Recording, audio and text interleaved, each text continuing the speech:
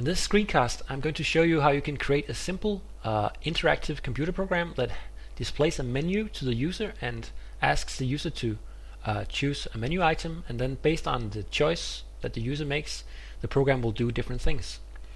So let's consider a simple menu. So a menu could, for example, have three options. So the first option could be that the user should enter his name. Second option could be that the program should display a greeting. And the third option could be that we should quit the program. Right, so we want to create a program that displays a little menu like this, just a simple text-based menu, and then ask the users to choose menu option 1, 2, or 3. So we could ask, please choose a menu option. Right, and then after displaying this, the user should type in 1 or 2 or 3, and if I type in 2, for example, then you should and press enter, you should display the greeting. If I type 3, the program should end, and so on. So what I'm going to show next is how to create such a program so that we can generate menus in general that could have a different number of options and so on, and how we can error check that the user actually types in a number that corresponds to one of the menu items. Now to do this, we'll use two functions that are described in the exercise material. The first one is called input number, and I'll just start by copy pasting that into RStudio like this. So here's the definition of the input number function. So the input number function basically displays a prompt to the user and asks the user to type in a number, and then it will check whether the input is actually a number, and if it's not, it'll just ask the user again, and if it is a number, it will return that number. So let me first save this as a function called inputNumber.r.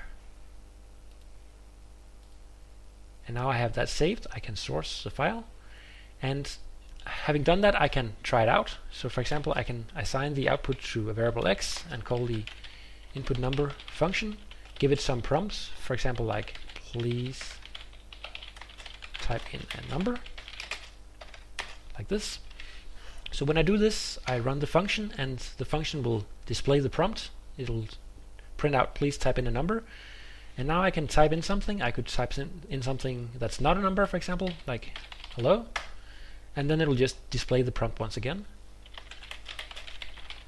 Type in something else, again not a number, it will just display it again. And now when I actually type in a number, for example 7, what it will do is it'll assign that value to the variable x and stop. So now I have the variable x that contains the number that I typed in. The way that it works is that it uses an infinite while loop, and inside that loop it will use the readline function to display the prompt and ask the user to type in a number. Then it will convert that to the typed in string, convert that to a number using the asNumeric function. And if it doesn't go as planned, if it's not a number that cannot be converted to a number, it will by default display a warning. We don't want that, so we use the suppress warnings function and just return the result into num, the variable num. And if the conversion to a number is successful, then the num variable will just contain that number. And if it's not successful, then this variable will contain the value not a number. That's a special value. We can check whether it contains this not a number special value using the is.na function. So if it does not contain this special value, then the conversion has been a success and we'll just break out of the infinite loop. Otherwise, we'll just go back and repeat the process again. So this will just continue until the user has typed in a valid number. The second function we'll use is called display menu, and I'll just create a new file here and copy paste that function into RStudio.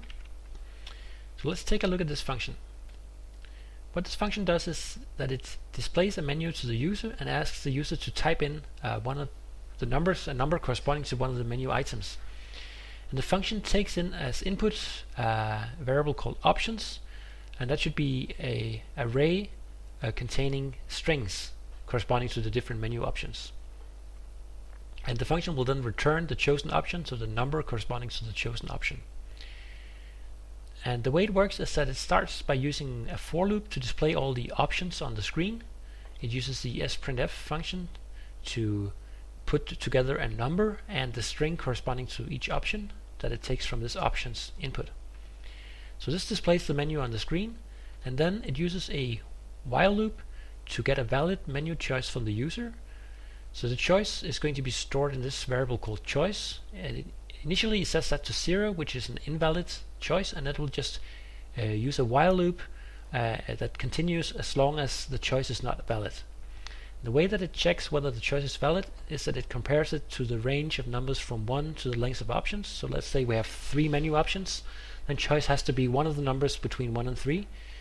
And as long as that's not the case, it'll just continue asking the user to input a number.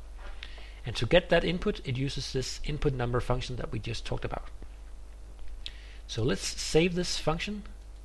Again, we'll save it as a function called displayMenu.r, and we can source that, and now we can use it. So let's try it out.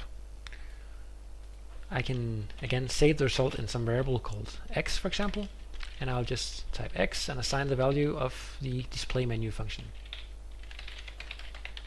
Now I need to give the display menu a list or an array of choices. I'll just create that using this C function as usual. I'll give it 3 options: enter name, display greeting, and quit. So now when I run my program, it will display this little menu with these 3 options, and it will ask me to choose one of the menu items. Now if I type in something that's not a number, like hello, it will just ask me again. If I type in a number which is not one of the numbers on the list, for example 7, it will just ask me again. And it will continue asking me again until I type in a number between 1 and 3, for example 2. And when I type in that number, the function will return, and it will store that value that I typed in, the number 2, in the variable x, because that's what I asked it to do. Now finally we can put everything together in an interactive program that will display a menu and do different things depending on what the user chooses. So let me create a new R script here, and first let us define the menu items we want in our program. So I'll create a variable called menu items and assign it a list of items. Enter name, display greeting, and the final option is quit. Okay, so now I have my menu items defined. Now I can display my menu, and I'll save the results, the chosen menu item, in a variable called choice. And I'll give my menu items variable as argument to the function, so it'll display my menu. I'll just write a comment here. Okay, so now we should have a valid choice in this variable choice, and now I can do different things depending on what item the user has chosen. So I could write, for example, if choice equals to 1. If that's the case, I will ask the user to enter a name. So I could create a variable name and assign the value using the readLine function. Please enter the name, like this. So if the user has typed 1, it will ask the user to type in a name. Else, if the user typed in 2, we can do something else. We can display the greeting. So I'll just print out the name using cat. Alright, so I'll just print out the name. And finally,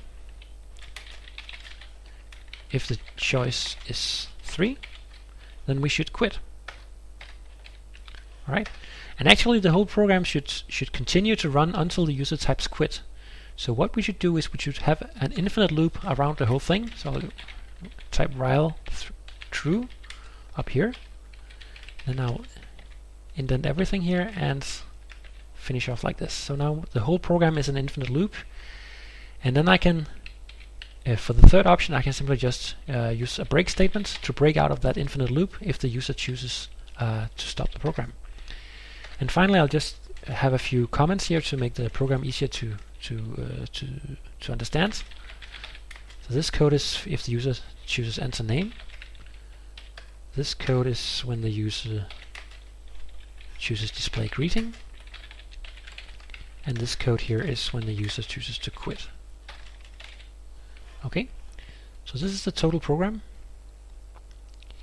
One little thing is that if you want to run the program and chooses to display the greeting as the first thing, then the variable name will not be defined yet, because that's only defined here.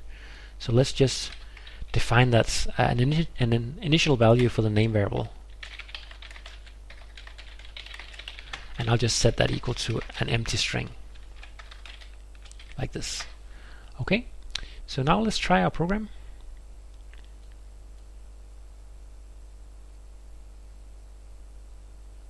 We can simply source that. And now the program will run here in the console. Let me just expand this window. And we can see it starts by displaying the menu, and it asks the user to type in, choose one of the menu items. Let's start by typing in our name, so I'll type in 1, and it asks me for my name. Alright, and then goes back and it displays the menu again.